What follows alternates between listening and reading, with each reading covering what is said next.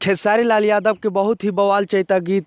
नमस्कार दोस्तों, हम हैं बिक्कू, आप देख रहे हैं बिक्कू बिहारी इंटरटेनमेंट चैनल। बता दें दोस्तों कि खेसारी लाल यादव का एक टीजर रिलीज हुआ है चैता गीत का दोस्तों, जो कि टिप्स भोजपुरी पर रिलीज हुआ है दोस्तों। इस गाना का बोल है दोस्तों, भातार साला सौतीन के गेहूं काटता।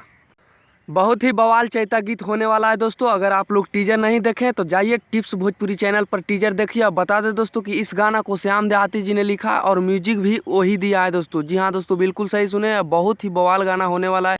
क्योंकि इस गाना का ऑडियो अगले साल रिलीज किया गया था दोस्तों, काफ़ी बवाल मचा के रख दिया था दोस्तों, और टाइम नहीं मिलने के कारण वीडियो नहीं आया था दोस्तों। तो इस बार कल या परसों इसका फुल वीडियो भी रिलीज हो जाएगा दोस्तों, वही टिप्स भोजपुरी चैनल पे। तो आप लोग देखना ना भूले। और बता दे दोस्तों कि यह वीडियो कैसा लगा हमारे कमेंट बॉक्स में बताएं। अगर चैनल पर नए हैं तो वीडियो को लाइक कर दीजिए, हमारे चैनल को सब्सक्राइब कर लीजिए। धन्यवाद दोस्तों, मिलते हैं अगले वीडियो में।